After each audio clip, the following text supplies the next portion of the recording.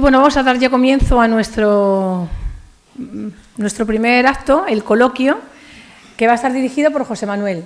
José Manuel, no te voy a presentar, ¿vale? Te ha presentado Don Manuel casi.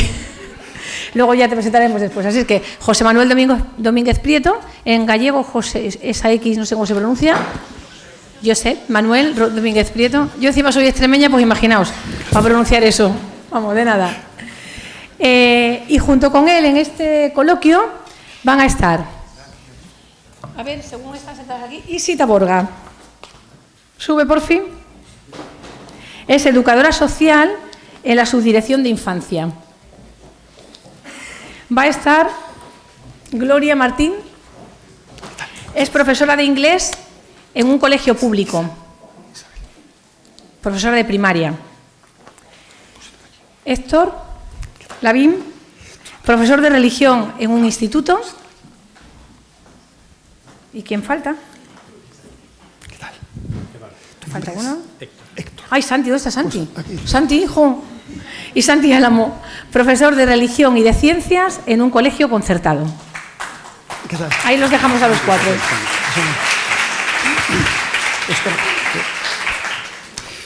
Bien, pues qué difícil es empezar después de esa presentación de don Manuel porque, bueno, me ha dado mucho pudor.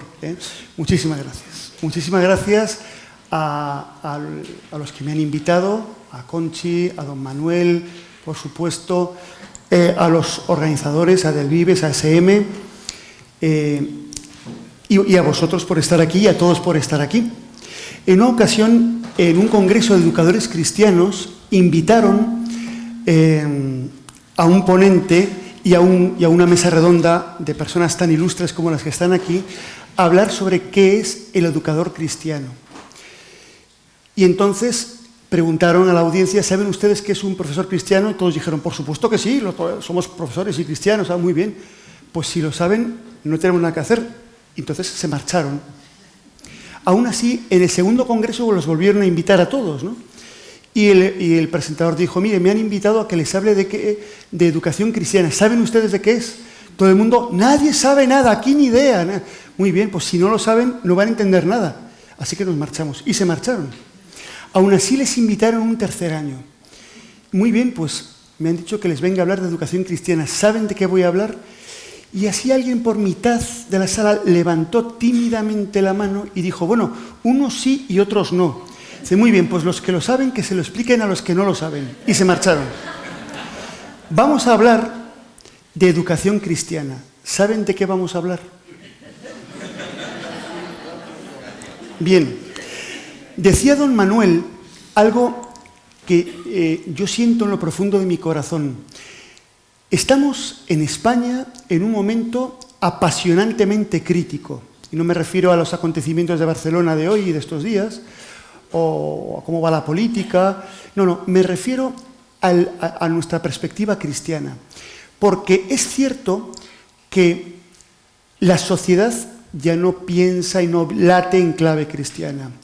Las familias, la mayor parte de ellas, tomados en su conjunto, ya no transmiten la fe a los niños y a los jóvenes. Las parroquias, muchas, ya están muy vacías de niños y jóvenes. Yo voy a misa a diario y el más joven de la parroquia, pero por 20 años, soy yo. Fíjense la perspectiva, ¿no? ¿Dónde están los niños? En vuestros centros educativos. La responsabilidad que tenemos de educar, y si la educación es integral, de evangelizar, es espectacular, es apasionante. La educación es una tarea apasionante. Ser cristiano es un don, pero ser educador cristiano es algo realmente maravilloso y único, y tenemos una respuesta que dar en este momento. Bien, como en este caso los protagonistas sois vosotros, yo os voy a contar que esta sesión, por decisión mía, no me he puesto en contacto con ellos como se suele hacer en las mesas redondas. Siempre el protocolo es, os paso las preguntas, os las preparáis en casa, nos conocemos, pero no. Mi intención es hacer un experimento, de lanzaros a bocajarro unas preguntas tipo coaching para que espontáneamente y con brevedad, porque tenemos algo más de una hora escasa, es decir, una hora, antes del coffee break, pues para que me contestéis de modo breve, primero vamos a hacerlo por turnos y después ad libitum, es decir, el primero que se lancea por el micrófono es el que pueda dar la respuesta. Pero yo os pido brevedad para poder entrar, y además, segunda cuestión, yo apelo a vuestra experiencia. Todos tenemos conocimientos, pero yo apelo a vuestra experiencia. Así que, primero, brevísimamente, aunque ya Conchi nos ha presentado, brevemente, ¿qué es lo que hacéis cada uno? Soy profesor del ámbito de ciencias y de religión también. Bien, eso es lo que haces. Héctor. Sí. Yo soy profesor de religión en un instituto público. Perfecto. Gloria. Yo trabajo en un colegio público de primaria y doy clases de inglés y de más cosas. Soy tutora. Lo que te echen. Lo que me echen. ¿E Isa? De religión no. No. Bien, bien. Pues yo en el ámbito universitario soy defensora universitaria de la UNED y en lo que trabajo soy educadora social en la subdirección de infancia. Muy bien. Bien, bien, bien. No, quédate. Ahora viene esta pregunta, os la podría hacer a vosotros también. ¿Qué hacéis? Yo soy profesor de religión, yo profesor de biología, yo soy directora general o inspectora. Cada uno, o incluso obispos. Cada uno tiene una tarea, algo que es lo que hace. Pero la pregunta del millón, la pregunta coaching pura es ¿para qué hacéis lo que hacéis? ¿Cuál es el sentido profundo de hacer lo que haces cada día? ¿Qué te mueve a hacer lo que haces? ¿El para qué o para quién? Vale. Yo creo que mi para qué es... O sea, todo lo que hago en mi día a día, no solo en mi trabajo, es con la intención de dejar, pues un grano de arena en mi paso por la... Gracias, Isa. Pregunta difícil, ¿eh? Estar aquí delante de vosotros y contestar esto tiene un mérito que, vamos, no quisiera estar en vuestro lugar. Gloria, ¿para qué haces lo que haces en el día a día? ¿Para qué o para quién? Me dedico a estar con los niños y... ¿Para qué? Para ayudarlos a avanzar en su vida, a resolver si se puede algún problema, a acompañarlos en el colegio y fuera del colegio. Bien. ¿Vale? Bien. Héctor. A mí me da un poco de corte, pero yo lo tengo que decir tal y como lo siento. Yo para obrar en conciencia. Sin más ideas. Yo pues para ganarme las alumnias y pasármelo bien. Bien. Perfecto.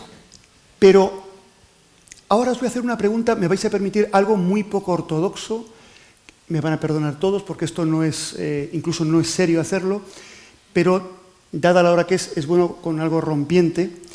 Os voy a mostrar un ejemplo de 3 situaciones de profesores por la que pasamos los profesores. Y me gustaría que me dijeseis después, tenéis tiempo para pensarlo mientras hago aquí la fechoría, que me dijeseis cómo creéis que uno puede evitar, a qué se agarra para evitar esas 3 situaciones de las que os voy a hablar ahora con una nueva tecnología que tengo aquí atrás.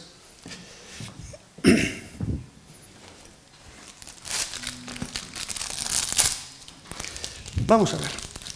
Primero, veis este globo que claramente está desinflado. Así están muchos profesores. Otro año, madre mía, oye, ¿cuánto falta para las Navidades? Hay un puente antes. Oye, para jubilación me faltan 30 y tantos. Bueno, vaya por Dios. Bueno. Magister desinflatus. Hay un momento en que muchos están así. Otros quizá comienzan el curso con más energía, ¿no? Oye, este año te toca segundo de la ESO de tutor. Eso ya es peligroso en sí mismo, ¿no? Mira, tienes que sacarte el B2 de inglés, porque es un centro bilingüe el nuestro. Muy bien, B2 de inglés. Oye, que te toca, podrías hacer una guardia aquí de comedor, vamos, guardia de comedor. Llegas a casa y te dice tu esposo o tu esposa, quiero que seamos 3 en casa ya. Ay, ¿quieres el niño? No, va a venir mi mamá a vivir a casa. De repente te ponen que si quieres ganar el sexenio hay una jornada de formación que tienes que asistir obligatoriamente. Bien. Navidad, te toca hacer las actividades de Navidad y el Día de la Paz. Y bien, hay un momento en que la presión es tremenda y... Al obispo, deje por ahí. Magister fugatus. A mí no me hables más de educación, no quiero saber. Ponme el Sálvame Deluxe o a ver, yo no quiero saber más. Yo a lo mínimo. Pero el que más me preocupa es quizá el maestro vocacionado, el profesor, que comienza el curso con muchas energías, quizá porque está recién contratado, de todo hay, o bien porque realmente está vocacionado. Oye, mira, este año te toca tutoría de segundo, ponme también la de tercero. Oye, mira, que hay un problema, que es que viene el Día de la Paz, el profesor Antonio no va a poder estar. Hago yo de Paloma y no te preocupes. Navidad, hago de Niño Jesús y de Abeto, el completo. Oye, que hay que hacer guardias. Mira, es que me voy a... No, es que falta el profesor, hago la guardia. Y de pastoral, ponme de pastoral también. Que viene tu madre y la mía también, para casa las dos. Que hay que hacer formación, el B1 de inglés y C1 de alemán, trilingüismo. Y catalán, el J4. Si us plau, también hacemos eso. Pero hay un momento en que al final le pasa esto al profesor. El profesor es magíster a tomar por sacos. Uno no aguanta la tensión del día a día. Es durísimo. ¿Cómo creéis que un profesor puede no desinflarse a lo largo de los años, no huir en sus tareas o no romperse en el camino? Pues no te creas, que yo sí que pienso, cuando veo a los compañeros que tienen 10 o 15 años más que yo, y digo, joder, estos, ¿cómo llegarán a eso, a los 60 o tal? Y siguen tirando. Pues no sé, hijo, como pues con el día a día, como podemos.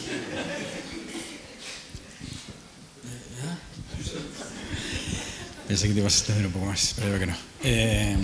¿Qué digo yo ahora? ¿Cómo crees que alguien puede mantenerse con entusiasmo, con alegría, como la que tienes tú? A mí me suele funcionar que donde encuentro la enfermedad encuentro también la sanación. O sea, los propios chicos también vuelvo a encontrar la ilusión. La verdad, a mí me sirve. Al menos sé que en algunos que me vuelven loco voy a seguir enfermo, pero hay cantidad de ellos que son los que me dan después la sanación para eso.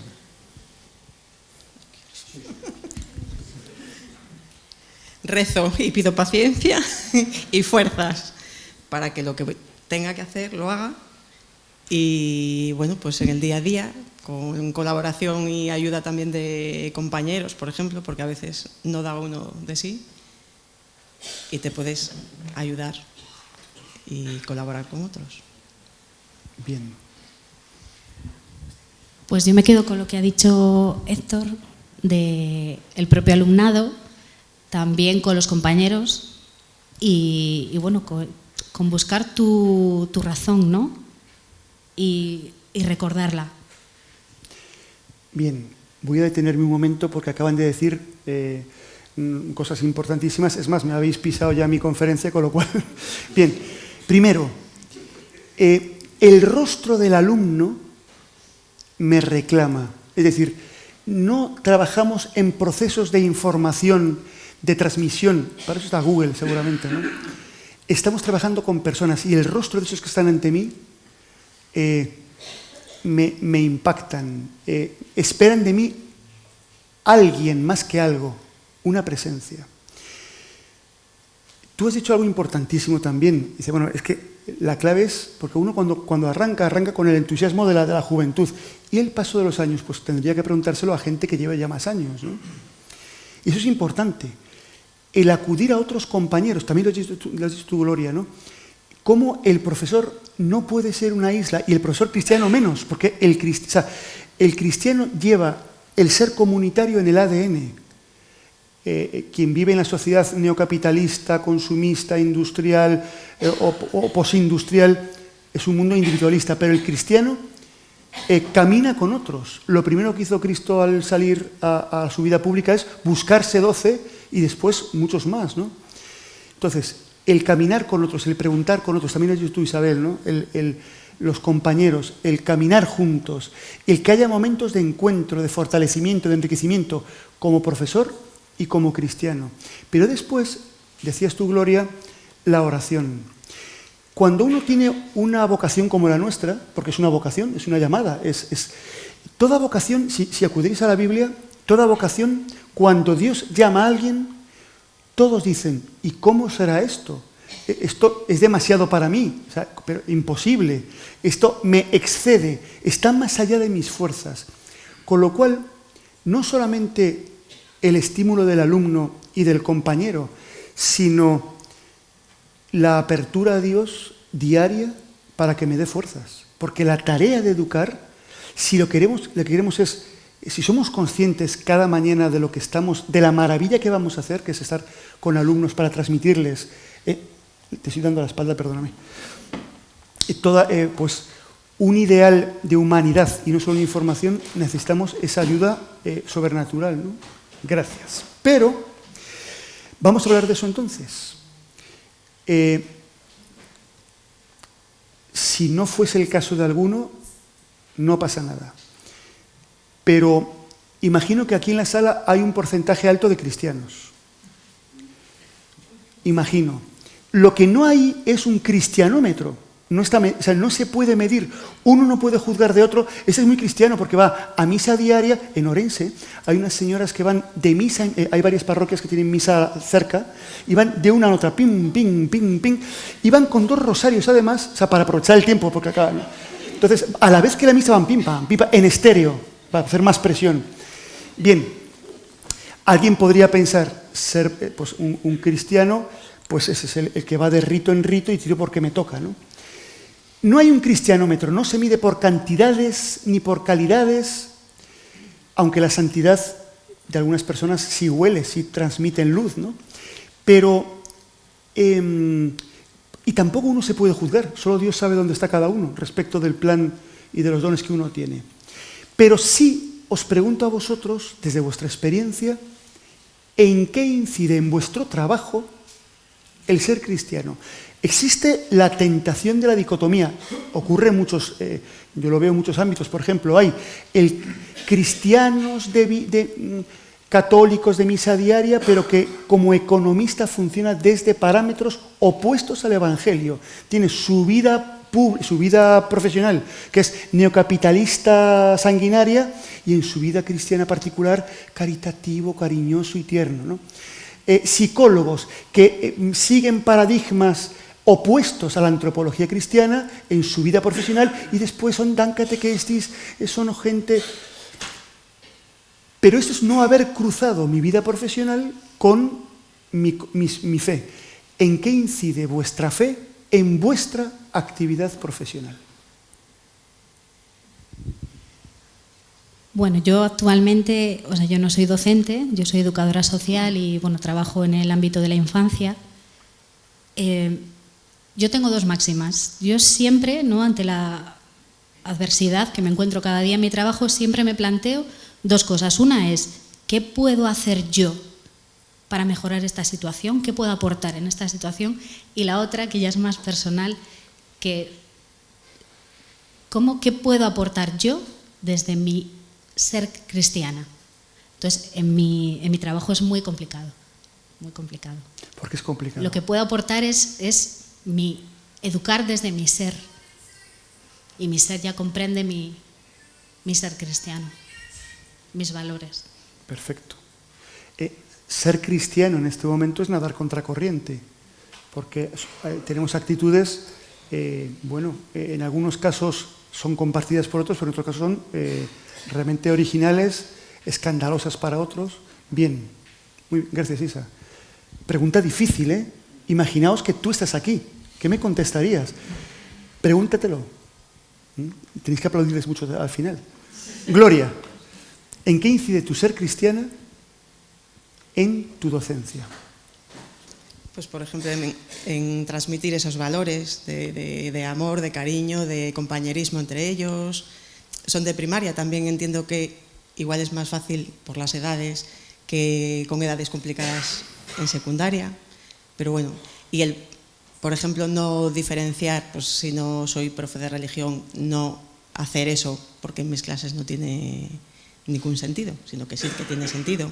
O cuando estás con ellos en el recreo, o cuando te vas el fin de semana y te dicen buen fin de semana, ¿dónde te vas? Pues de convivencia. Y no te dices bastante con lo que tienes entre semana como para seguir con ellos. Una serie de valores y de actitudes que ellos puedan ver en mí, que no sea diferente por ser profesor de una asignatura o de otra. Gracias. Héctor. Pues para mí lo tiene que ver todo, porque yo me siento llamado a ello. De hecho, hay veces que llego cabreado a casa diciendo que por qué no me habré hecho yo fontanero. Y se me va rápidamente, porque entiendo que tengo que ser fiel y mi conciencia me dice que tengo que ser fiel y yo me siento llamado a anunciar a Jesucristo por medio de mi labor. Para mí es fundamental, vamos, de hecho es el centro de mi vida, si no, no tendría sentido todo lo que hago. Gracias. Pues, no sé, por intentar aportar algo diferente, en el cole además llevo la coordinación de pastoral. Entonces, sabes que tienes una responsabilidad, ¿no? Y que es un plus. Lo que pasa es que a veces es difícil, porque como dices, sí, pues es tu ser, ¿no? Es lo que te sale. Y si no te lo crees, pues no se transmite. Pero si procuras, ¿no? Si procuras, sabes dónde tienes que estar y el perfil que te están observando los chavales, ¿no? Y cómo intentar llegar, cómo, no sé, el mantenerte siempre alegre, positivo, no sé, partiendo de que a veces cuando con algún compañero de ideologías diferentes, muy diferentes, ¿no? Que digo, qué difícil lo tenéis, los otros, de llevar una vida coherente, ¿no? Digo, porque nosotros, los cristianos, ¿no? Como partimos de que somos pecadores, pues de ahí para arriba todo está estupendo, ¿no? Entonces, partiendo de ahí, pues intentar transmitirles pues todo lo bueno, ¿no? que tiene ser cristiano. Y cuidando, por supuesto, porque a veces, bueno, pues todos caemos en errores, ¿no? Pero tenemos un plus, ¿no? Los que estamos con los chavales, porque somos referentes para ellos y pasamos más horas con ellos despiertos que sus padres, porque luego en casa están, pero no los ven y, bueno, pasan con ellos las horas de sueño, ¿no? Con nosotros pasan muchísimas horas. Pues estar ahí, intentar estar ahí, ¿no? Qué bien. Bien, y ahora una pregunta menos personal. Me tenéis que perdonar porque os he puesto contra las cuerdas personales y habéis sido muy valientes, ¿no? Esto no es fácil. A veces los católicos somos los únicos en España que no salimos del armario. Aquí todo el mundo ha salido. El que es nacionalista lo defiende a machamartillo y quema contenedores para que todo el mundo lo vea bien. Los drag queens salen a las calles y hacen desfiles preciosos. Sí. En su momento los comunistas, homosexuales, taxistas, todo el mundo sale a la calle. Todo el mundo manifiesta con alegría lo que es. A lo mejor ha llegado el momento de plenamente salir todos a decir pues la maravilla que tenemos. ¿Qué podemos aportar? Ahora vamos de aquí para allá. Ahora ya no clave, no personal, sino ¿cuál es vuestra perspectiva fijaos, aquí hay autoridades políticas en el mundo educativo muy importantes. Imaginaos, esto sería como una clase de coaching empresarial. ¿Cómo le venderíais a las autoridades académicas aquí presentes lo que podemos aportar los educadores cristianos en general a la educación? O sea, ¿cuál es el plus que tú decías tan sabiamente, Santiago? ¿Cuál es el plus nuestro para el panorama educativo español ahora? ¿Qué podemos aportar que otros no tienen o que nosotros tenemos facilidad para aportar? ¿Cuál es vuestra perspectiva? ¿Alguna cosa que podamos aportar nosotros y podemos, si tenemos un producto potente, ¿no? Bueno, la garantía de los años, son muchos años, ¿no? de educación católica, ¿no? Y yo creo que eso es un peso importante. Aquí muchos de los que estáis aquí sois de la educación pública. Yo creo que quizás sean mayor de la concertada, ¿no? Yo creo que aquí mayoría de la pública. Y los compañeros que tenéis, bueno, ya sabéis qué horario tienen, ¿no? Lo hablábamos antes, ¿no? Nosotros metemos un montón de horas y lo hacemos encantados. Digo desde la concertada, que yo creo que aquí represento a la concertada, me parece, ¿no? Sí. Un plus de horario, de trabajo, de esfuerzo que no está remunerado. Quiero decirte que eso sale porque nos apetece, porque creemos en ello, porque detrás nos amparan proyectos muy interesantes. No sé. ¿Otra cosa distinta? Gracias. Bueno, yo creo que podemos aportar un montón de cosas, pero bueno, voy a decir alguna. Lo primero, el desarrollo de un sentido crítico. Hoy en día vamos nosotros contracorriente, decíais antes, y acabar con el pensamiento único, con el relativismo. Creo que es algo en lo que podemos iniciar a los chicos, precisamente desde el ámbito de la educación en la religión, en la escuela. Desarrollo crítico y la defensa de unos valores y estar orgulloso precisamente de unas creencias o de unos valores, ¿no? También algo que está muy atacado y que creo que hay que defender y que se pone no en tela de juicio, sino que se ignora, y es la integridad de la educación. La integridad de la educación. Se están olvidando de la dimensión religiosa que es connatural al ser humano y se la quieren cargar. Lo quieren dar como privilegio de la Iglesia, pero es uno de sus triunfos, ¿no? El triunfo del anticlericalismo. Creer que es un privilegio y no, es un derecho del ser humano desarrollar, potenciar, formarse en la dimensión religiosa. Bueno, repartimos un poco las cargas, ¿no? Sí. Gracias. No sé si es esta más difícil que las de antes, ¿eh? Pues el ser coherentes en donde estemos, y si el mensaje de Jesús que pensamos nosotros que es el vivir día a día de esa manera y se lo transmitimos a los demás, independientemente de la asignatura o del colegio. Yo trabajo en la pública, pero como decía antes Santi, metéis un montón de horas. Yo también, no soy de las primeras que se marcha del colegio y bueno, pues hay de todo en todos los sitios, pero nosotros sí podemos llevar ese mensaje. Cuando hablamos de las competencias, de una educación integral, pues el mensaje de Jesús también es de forma integral y se trabajan todas las competencias y toda la parte del ser humano que pueda llevarse a cabo para vivir el día a día con esa serie de valores y demás, se lo podemos transmitir independientemente de la asignatura que se esté dando. Pues yo les vendería como agente diferenciador una profunda vocación que se alimenta con una profunda fe. Qué bien. Coincide contigo. No, pero eso es lo que también has dicho tú. O sea, que hay una vocación, que hay un plus de horas de dedicación. También en la pública, ¿cuántos profesores por esa vocación docente y se preocupan de modo especial de sus alumnos, ¿no? Qué bien. Bien, vamos a ir dando algunos pasos más. ¿Estáis nerviosos?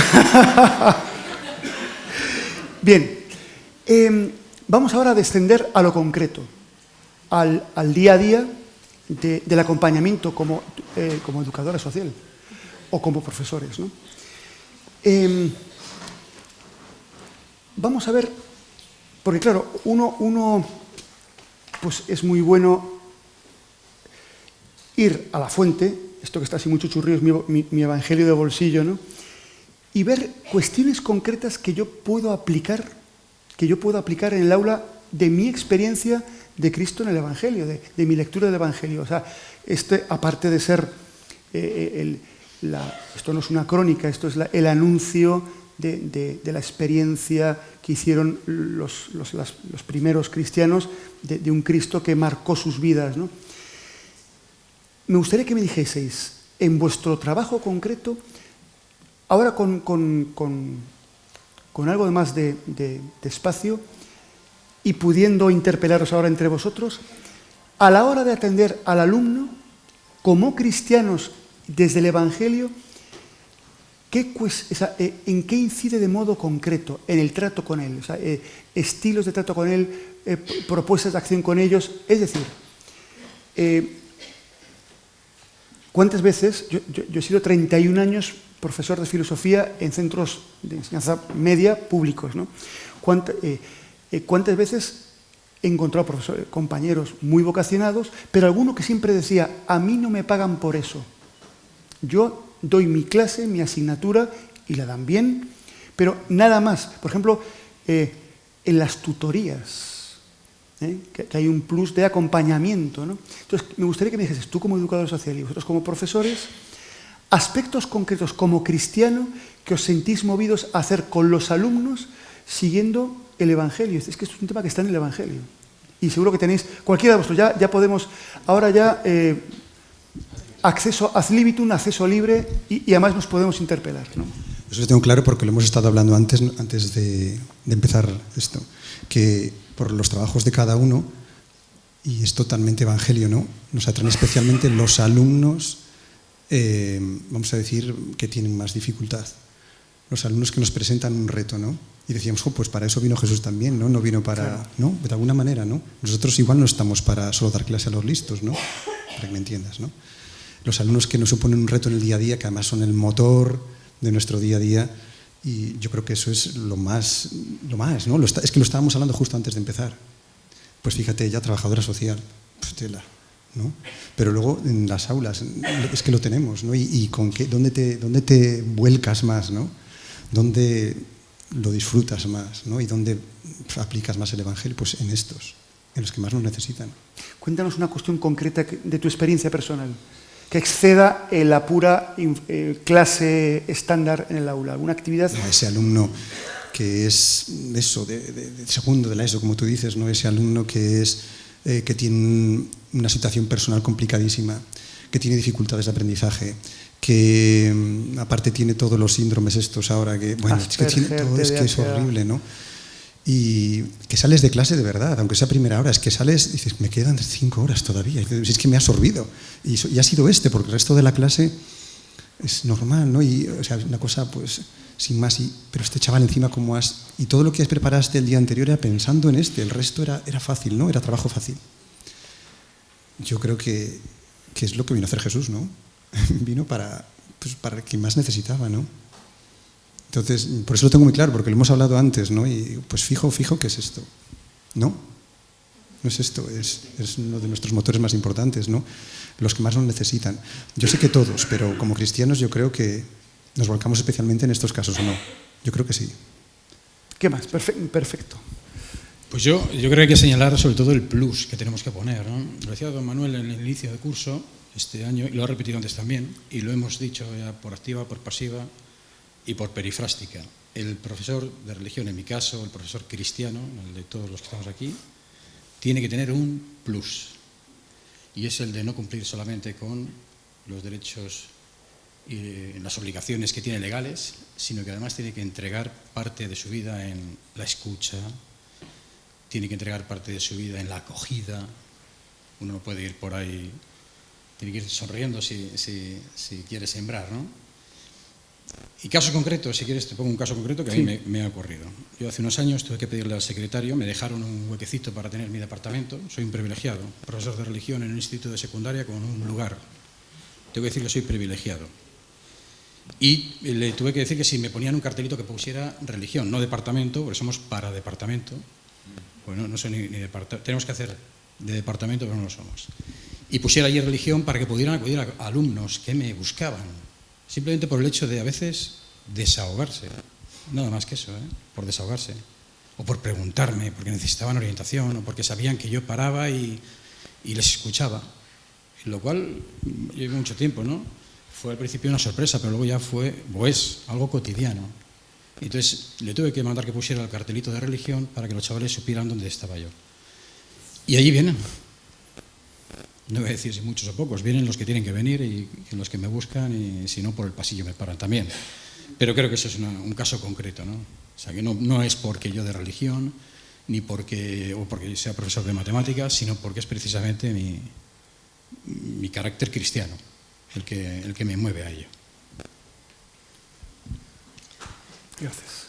Pues algo que ha dicho él, el saber escuchar, que no es que los demás no escuchen, pero bueno, pues de manera especial es estar un poco pendiente de aquellos que igual se sabe que en su casa pues les escuchan bastante poco, o están pendientes de las redes, de cualquier otro tipo de actividad que a lo mejor no es atención de los padres de la familia en ese momento, y que es lo que ellos requieren, y entonces vienen a contarte a ti cosas pues que a veces son bastante sorprendentes, que tengan esa confianza, incluso conociéndote de poco tiempo, como para contarte eso, y es porque no se lo pueden contar a otros en su casa, que es donde deberían.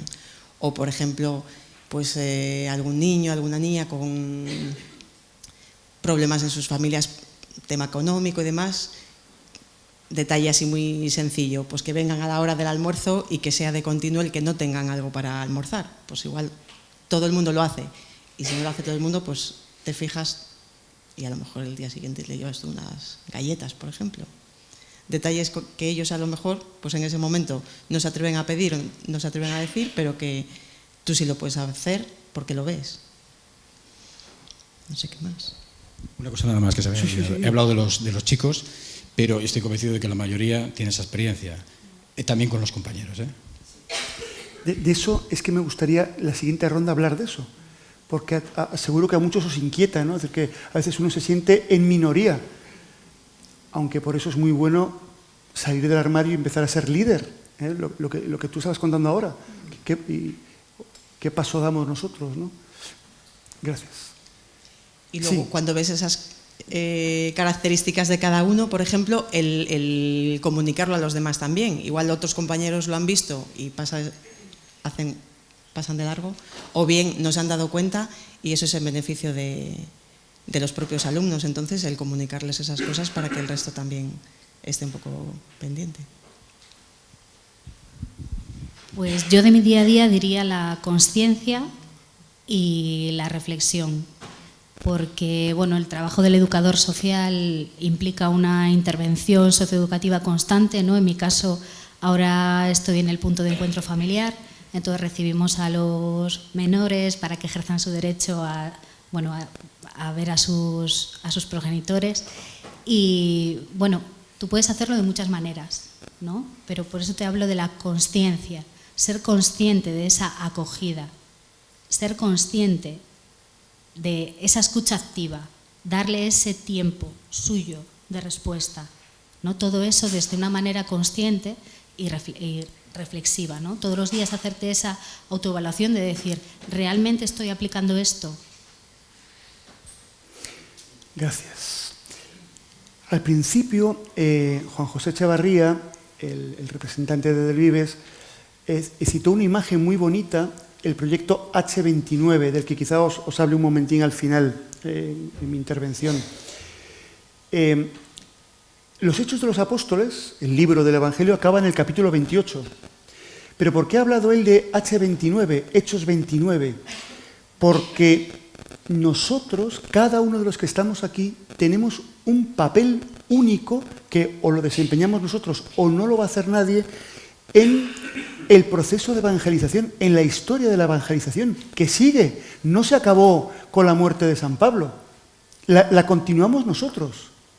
Ojalá con algo de la pasión de San Pablo, como decía Conchi al principio, ¿no? Entonces, y esa evangelización es con los alumnos, pero también con los compañeros y también con los padres. Vamos a ir, como dijo Jack el Destripador, vayamos por partes. Con los compañeros.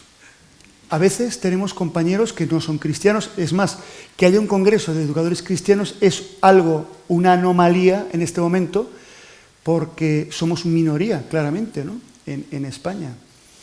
¿Qué significa la evangelización? Es decir, el ser testimonio que tú has dicho, el ser anuncio que tú has dicho, y acciones de compromiso y de acompañamiento, como es en la pastoral, lo hacemos con los alumnos y con los compañeros. ¿Es también tarea nuestra? ¿Qué pensáis? O ahí no, ahí ya, eso ya para los curas, los obispos y esta gente, y alguna religiosa por ahí infiltrada. ¿Qué os parece? ¿Qué hacemos con los compañeros? ¿Son también tarea nuestra? ¿Evangelizamos así? ¿Qué os parece? Sé que la cosa es complicada y... Sí. En todo lugar, en todo momento. Si mi ámbito es la familia, pues en la familia. Si mi ámbito es la educación, Y si mi ámbito es en ese momento la parroquia, pues en la parroquia. En todo lugar, en todo momento. ¿Cómo? Porque en clase la tentación puede ser el repliegue. Eso, a mí, que me dejen hacer lo mío y... Pues yo siempre he hecho caso a San Francisco de Asís cuando le decía a sus pequeñitos hermanos que anunciaran a Cristo y si hiciera falta que utilizaran las palabras. Eso es, ¿no? Porque Los chavales son dúctiles, pero ya los compañeros que tenemos pues ya son maduritos y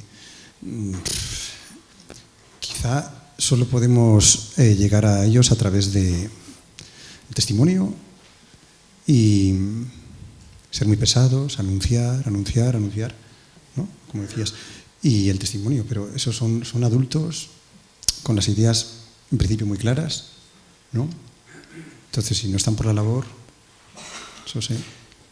Sin embargo, hay conversiones, hay transformaciones. Claro, y por eso no decaemos, y por eso insistes, y tú estás ahí, y aunque digas, hay un congreso y vengan 4, pero tú sigues hasta la víspera diciendo que mañana hay un congreso, que todavía hay plazas, y venga, que va a estar muy interesante.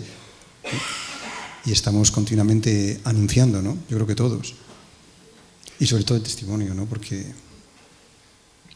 no son chavales. Decía don Manuel también al principio que hay instrumentos de evangelización. Uno es un congreso, como tú dices, ¿no?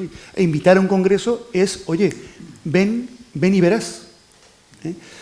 Pero también las cenas alfa, Emaús, estos movimientos muy de experiencia, muy de testimonio, de ven y verás. Bien, ¿qué es? ¿Alguna...? Siendo coherentes y dando el testimonio diario en el lugar del trabajo.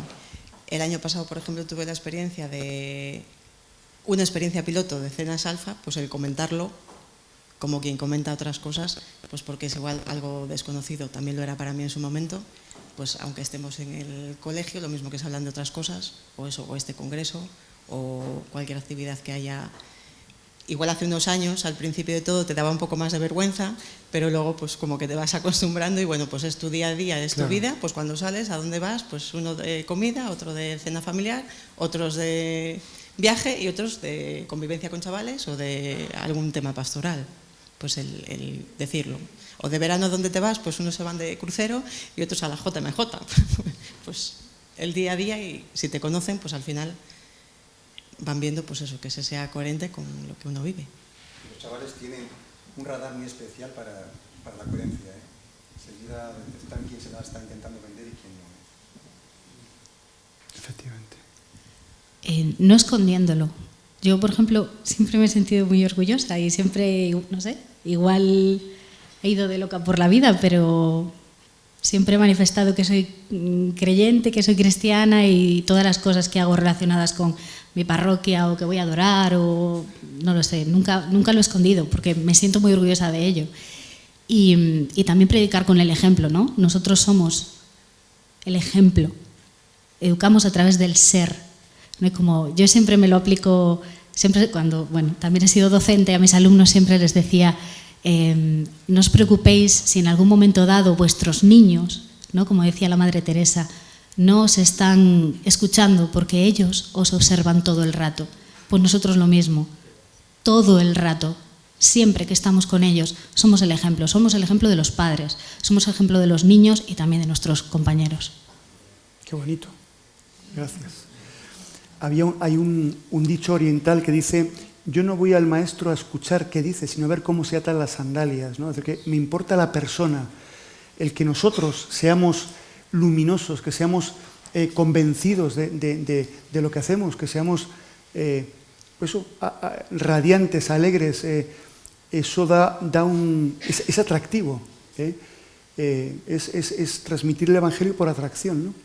Pero ahora hay un tercer capítulo que a mí me inquieta mucho, que es el de los padres. El de los padres. Y me inquieta por muchas razones. Primero, porque a veces los padres nos vienen con problemones tremendos, a ti también, vienen a los profesores. Y a lo mejor una educadora social sí que tiene ciertos instrumentos, pero un profesor de biología, de matemáticas o de religión que no ha estudiado orientación o mediación familiar y sin embargo está llamado a acompañar a esos padres y a anunciar también a esos padres el Evangelio, ¿no? Y eso cómo lo vivimos, ¿qué os parece? Porque también es un capítulo ahí que cada vez, lo que decís de escuchar, hay que escuchar a los chavales, pero y no he tenido la experiencia de padres que necesitan ser escuchados también y acompañados, con las fuerzas limitadas que tenemos. ¿Qué pensáis de eso? En tu caso, ¿qué es? Pues en mi caso te voy a contar una experiencia que me pasó que me pareció muy significativa y es justo lo contrario. En el punto de encuentro recibí una vez a unos abuelos que venían a ver a su nieto y bueno, pues tenían pues un conflicto familiar y con quien pidieron hablar fue conmigo porque sabían que yo era cristiana. Qué bueno. ¿Qué más? Qué bonito.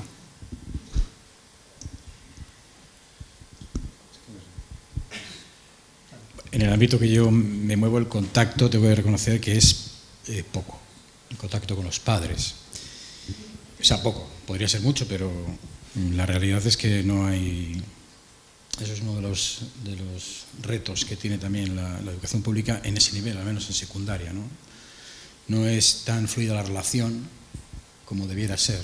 Sí que es cierto que he tenido contacto con padres y sí que es cierto que yo, sin explicar nada, igual me siento también identificado contigo, ¿no? No me lo decían explícitamente, pero sin haber invitado a ello ni haber dicho nada directamente, muchos padres han venido a hablar, querían hablar conmigo de su hijo, alguna problemática que pudiera tener, y me han soltado también que necesitaban soltar algo o liberarse de algo. Y bueno, allí he estado yo aguantando, ¿no? Y eso también es una parte de testimonio. Se agradece también cuando un padre se acerca, cuando se interesa, cuando... Antes he tenido la ocasión, Víctor, que está por ahí, que también es educador, es padre de un alumno mío y ha agradecido enormemente su cercanía y su apoyo por un tema en el instituto donde doy clase a su hijo. Entonces, yo creo que podríamos hacer grandes cosas juntos. O sea, no se entiende la educación si no es con la familia y los demás lo que hacemos es coeducar. O sea, que habría que buscar canales de encuentro entre padres y profesores urgentemente, al menos donde yo conozco, en la educación pública. Yo algo he logrado porque, por ejemplo, a salidas o excursiones que hago con los chicos, yo ya me llevo incluso padres. Les invito a venirse y van descubriendo una realidad que no conocían. No es el aula, pero es un ambiente en el que vienen a sus hijos de otra manera también. Y yo creo que eso ayuda a todo, a la educación en general y luego, por supuesto, a la asignatura de religión también. Los chavales reflejan en el aula lo que viven en casa. Entonces, no sé, si queremos trabajar con ellos, tenemos que conocer cómo está la casa, ¿no? Si, los chavales tienen que estar bien emocionalmente, lo sabéis, ¿no? Para que funcionen en el aula.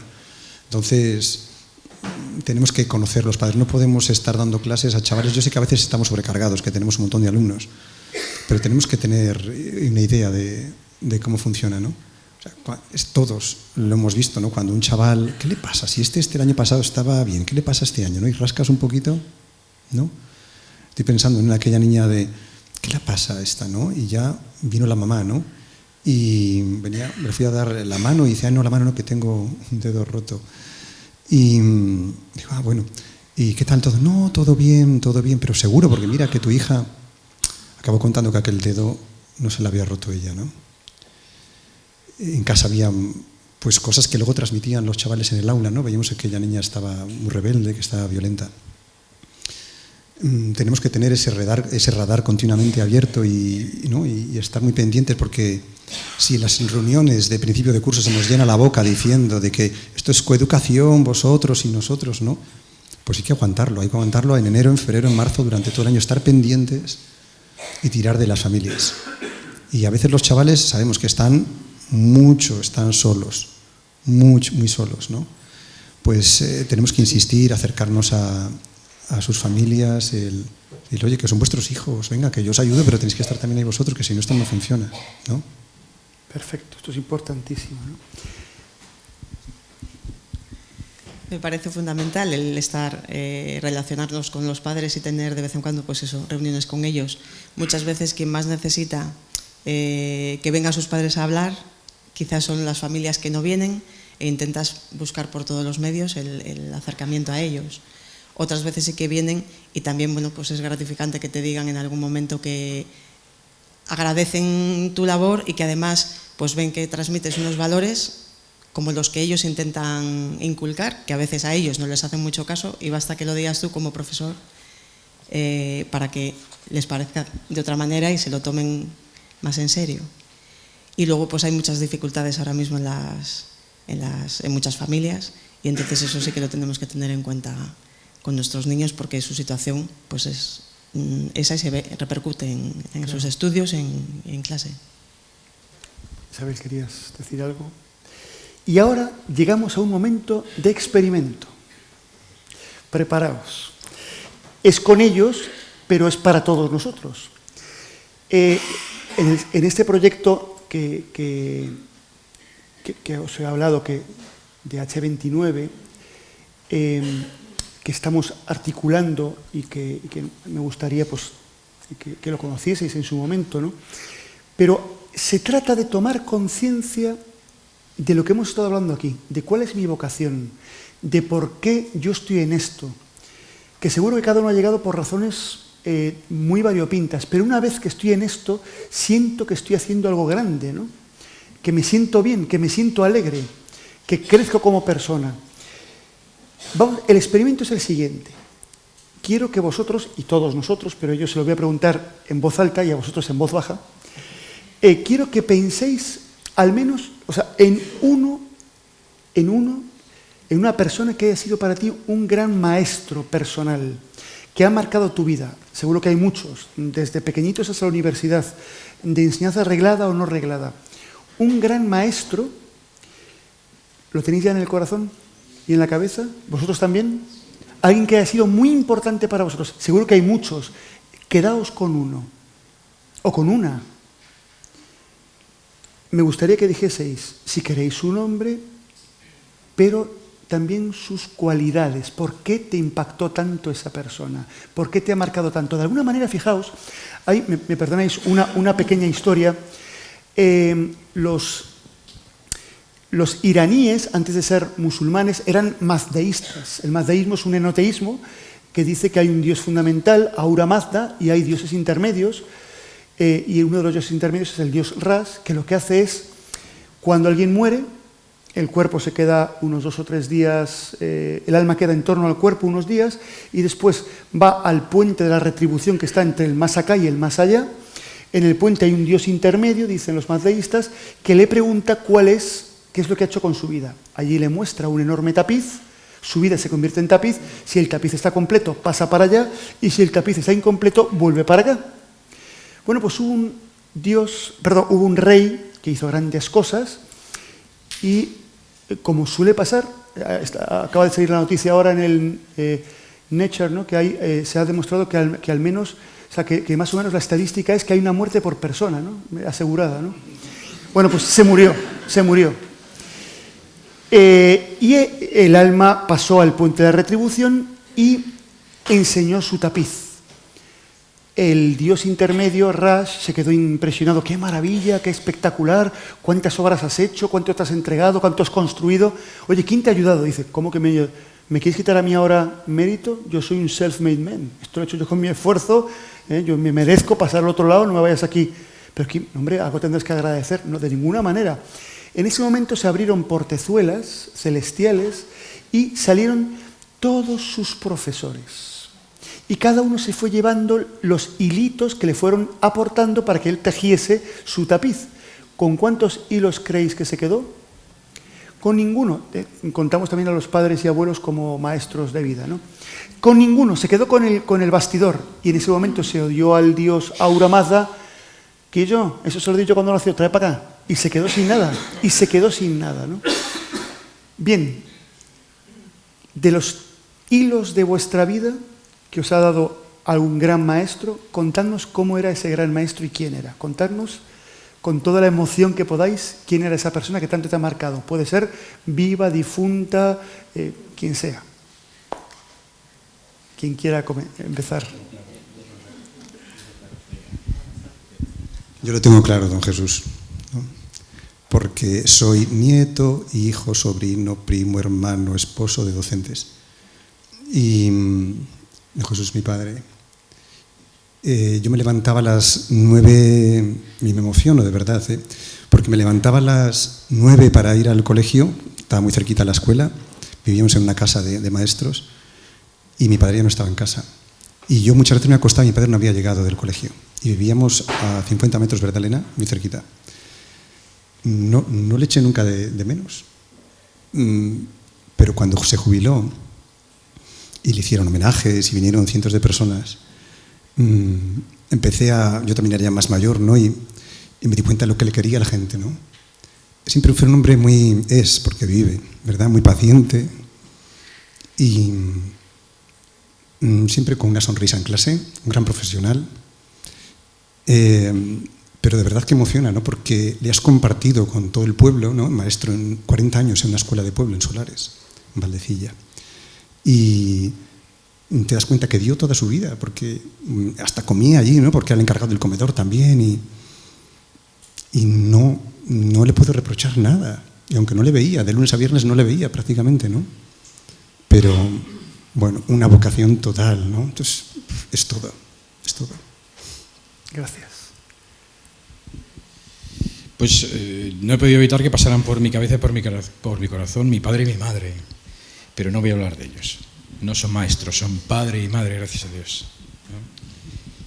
Maestro para mí lo fue un párroco y se llama Pedro Rentería, él está ahora de misionero en Bolivia, un sacerdote diocesano de aquí, de la diócesis de Santander, que influyó muchísimo en mí en la adolescencia y en mi juventud. Lo compartimos Ricardo y yo, lo hemos hablado muchísimas veces, ¿no? Lo que nos influyó.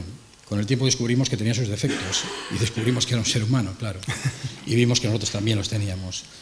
Pero marcó una impronta importante en nuestras vidas, ¿no? Y hablo de mí personalmente.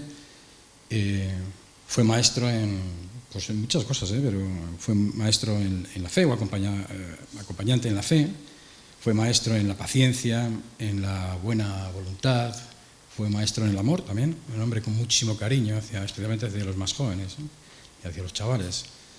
Y eso marcó mi vida. De hecho, mi vida tiene direcciones o tiene vaivenes, vamos a decirlo así, importantes gracias a Dios por medio de él. Pero para mí, por lo menos, fue un maestro importante en mi vida. Gracias. Pues yo estaba pensando en mi madre, que no es maestra, pero tiene muchas cualidades de las que yo pienso que un maestro o una maestra tendría que tener, así como, pues una persona cercana, una persona cariñosa, que cuando éramos pequeños pensábamos cuántas cosas sabe y sabe transmitirlo. Entonces, bueno, y como maestra del colegio, de EGB, que yo fui a EGB, pues una profesora que se llama Tere, que en su momento me dio clase en parvulitos y luego volví a repetir en uno de los cursos de EGB. Y bueno, pues una persona muy cercana, que vivía allí en el mismo pueblo que nosotros, muy cariñosa, nos transmitía valores, tenía familia de edades parecidas a nosotros, sus hijos, entonces también compartíamos pues compañeros, tiempo de juego, del estar por las tardes. Y ahora tengo ya una nieta suya en el colegio. Pues yo sí que lo tengo muy claro. Mi ejemplo siempre ha sido mi abuela. Ella no está. Yo soy hija de unos padres de aquellas generaciones, de las primeras que se divorciaron y mi abuela fue mi madre y mi todo. Y ella fue el ejemplo de la ternura, de la mirada, de la escucha, del agarrarte la mano, del acompañamiento, de la iniciación en la fe, la de veces que hemos rezado juntas el rosario, de todo. Fue el ejemplo de todo. Y juntando ese todo, toda esa suma de valores, bueno, es la vocación por mi profesión, ¿no? Yo podría decir que la educación social reúne todos esos valores que tenía en ella. Muchas gracias a los cuatro, porque esto es apelar a vuestro corazón y a vuestra intimidad. Vosotros también habéis tenido ese contacto con algunas personas importantes. Esto que hemos hecho es un test proyectivo. En realidad, esas personas son tan significativas para vosotros porque han tocado lo esencial de vosotros, porque os han marcado la pasión por la educación y de alguna manera esas personas para vosotros son aquello a lo que también vosotros aspiráis a ser con otros. Son los hilos fundamentales de vuestro tapiz, ¿no? Pero esto nos da una pista impresionante.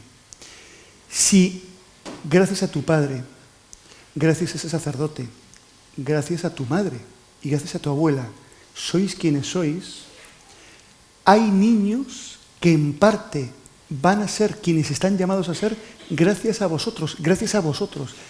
Es para estar impresionado ante esto, ¿no? Ahora os vuelvo a contar, ¿qué nos puede mantener con esa tensión que mantuvo a tu padre 40 años y que para ti ha sido, y para los que te hemos escuchado, emocionante, a ese sacerdote que os hizo vibrar a tantas personas, a esa madre, gracias a la cual estás tú aquí con tanta vitalidad interna, y a esa abuela que te sale por los poros, que se te ilumina la cara más todavía cuando hablas de ella, ¿no? ¿Por qué vibraban? ¿Qué les mantenía a esas personas? Y por tanto, ¿qué nos puede hacer vibrar a nosotros? ¿Eran superhombres? Tú decías antes, Héctor, que no, que al final... No, que tenía sus defectos como los teníamos nosotros. Eso lo fuimos descubriendo por el principio idealistas, ¿no? Claro. Pero luego vimos que era visionario. Pues yo lo tengo muy claro. ¿Qué tenían esta maravillosa gente? Yo me quedo con el ejemplo de la guitarra. La sexta cuerda hace que las demás vibren, pero hay alguien que pulsa la sexta cuerda para que vibre. Creo que me he explicado con esto. Creo firmemente, lo he dicho antes, que Dios obraba por este hombre, como obraba por mis padres. Claro, por supuesto lo que dice Héctor, pero bueno, eso hacía que mantuviesen esa pasión, ¿no? Por ese convencimiento tan fuerte por lo que hacían, ¿no? Detrás está siempre él, pero él con mayúscula, pero ¿no? Ellos lo vivían como una pasión, como la pasión de su vida, como, no sé, lo que les mantenía vivos, ¿no?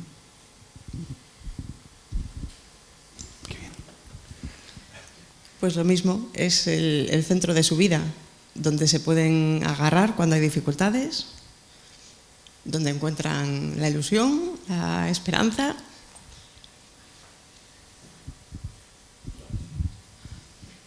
Pues yo ya os he contado un poco, ¿no?, la anécdota de mi abuela, de todas las veces que hemos rezado juntas el rosario y de que ella fue una de las que me acompañó en mi camino en la fe. Y yo creo que ella, pues lo mismo, esa fe incalculable que irradiaba. Pues, como comprenderéis, no voy a seguir porque esto ha sido un final intenso y maravilloso. Gracias a los cuatro.